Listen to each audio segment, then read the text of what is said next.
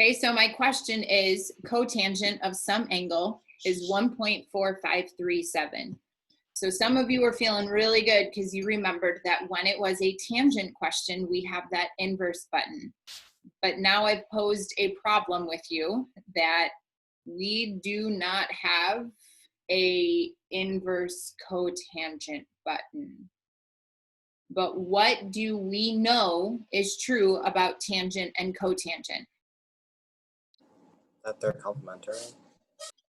Cofunctions are complementary. What's true about their ratios? They're Yes, some of you, yes, the R word, reciprocal, or flip them. I heard some of you answer, we can flip them. Yes, I heard some of you say reciprocal. Yes. So then let's go back to this. If I know that tangent and cotangent are reciprocals of each other, how in the world do I flip that? It's not a fraction, or is it?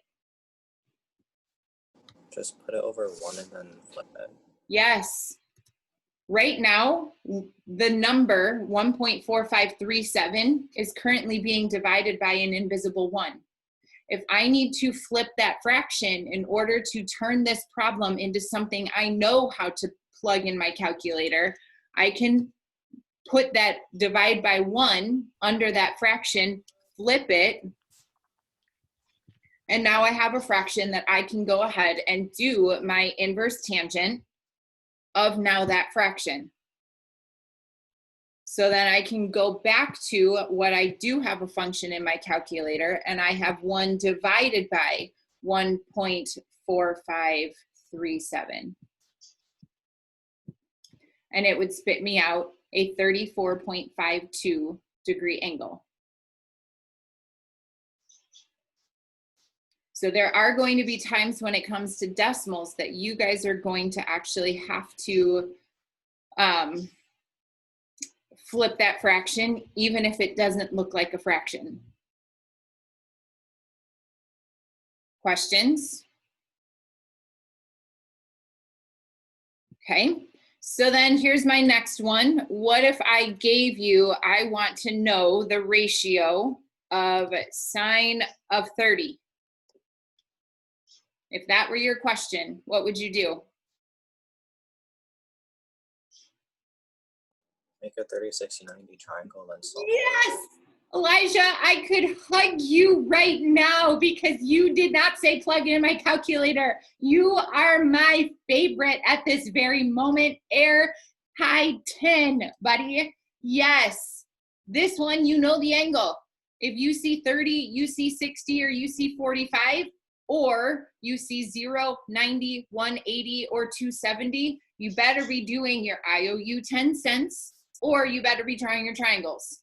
You absolutely know how to do this one and give me an exact. Those of you who plugged it in your calculator, shame on you. You know how to do this one. This one does come out to be 1/2, which is great, but what about if I changed it just by 1 simple degree? Do we know this triangle? Not so much. So how would we handle this one in our calculator? If this is not one that I can plug in, what could I do? What would I hit? You should draw the triangle. We can't draw it on a 31 degree because I don't know that ratio. We can on a 30, 60, 45, 0, 90, 180, 270, but I do not know 31. So if you don't know the triangle, which I don't expect you to know the triangle on this one, what can I do? How do I find sine of, and I gave you the angle this time. Use the inverse function on the calculator and then plug in the angle measure. Okay, what does inverse help us find? What does an inverse help us find? What is this representing? The length of the sides. What's this 55 representing? Degree. Yes, this is the angle. This was the side length. So when you're using inverse, what follows inverse is the side length ratio. What it spits out is the angle. What do we know this time? The angle. So We know the angle. What are we finding? The side length. The side length. Yep, we're finding the side length. So we're not going to use inverse this time, because when you do inverse, you enter the side length, it spits you out the angle. This time I know the angle, I want the side length. So what would I push in my calculator if I'm not doing inverse because I'm not finding an angle? You would honestly just plug in the trig function and the angle that follows it. And what it spits you out is the side length ratio. If you know the angle, use regular trig. Okay, so I'm going to put that in there. It is 0.51. Here's your note to self right here. If you know the angle, use regular trig function. Up here, if you are finding the angle, use inverse. Okay, so those are the first words. What are you trying to find? Are you trying to find an angle, or are you trying to find a side length? Okay, if you know the angle, you're finding a side length ratio. If you know the side length ratio, you're trying to find an angle. Okay, so great. We have a sine button, we have a cosine button, we have a tangent button. What about this? Now I pose this problem. Cosecant of 42 degrees. And I'm asking you to find me the side length ratio. But when I look at my calculator, I most definitely do not have a cosecant button. And I do know what I know is they are ratios of each other.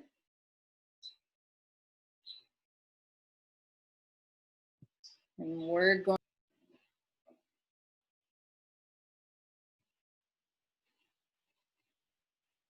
All right, so what we've got going on here is we have our reciprocal identities. Okay, we've got these things called your reciprocal identities. By definition, sine is equal to 1 over cosecant. Now we typically won't use this part of them, but we've already talked about how these trig functions are reciprocals of each other.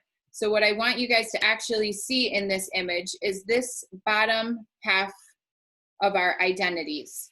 That if I'm trying to find or use cosecant, secant, or cotangent, here's how I'm going to actually have to plug things in my calculator, which is why I'm showing you these identities right now. We already knew that sine and cosecant were reciprocals of each other.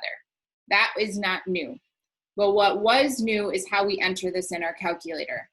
So if this is not a button that you have in your calculator, which cosecant isn't, how we have to enter this in is the exact way that you see it with this identity, that this angle is going to be the same thing as this angle. So I would have to do this as 1 divided by, in parentheses, I'm doing parentheses on purpose, sine of 42.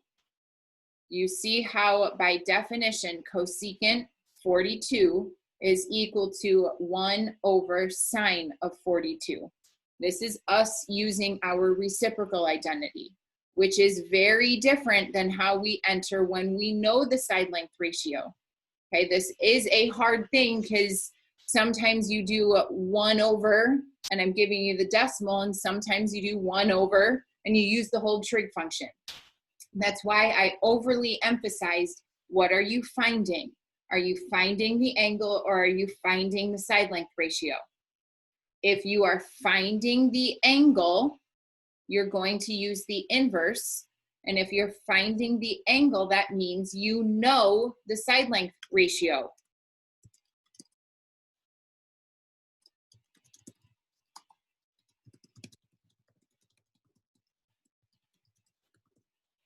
And if we know the side length ratio, then working with the trig reciprocal simply just means flip that ratio. Okay, if you know the angle, That means you're finding the side length ratio.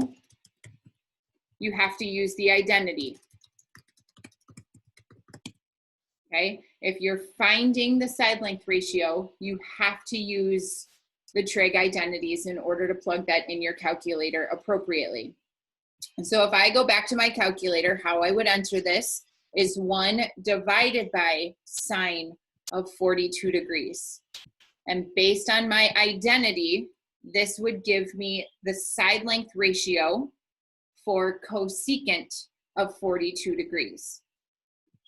So my answer for this, cosecant of 42, is equal to, oops, that's an equal sign, 1.42 of a side length. And remember, that's a side length. That is a side length ratio. It's just not a beautiful fraction like we're used to seeing. That is a hypotenuse over an opposite. It's just in decimal format. So let me give you another couple examples, and I want you guys to practice some of this in your calculator. So I'm going to give you this example here. I'm going to do the secant of some angle is equal to 146 degrees. I'm going to give you the tangent of 312 degrees.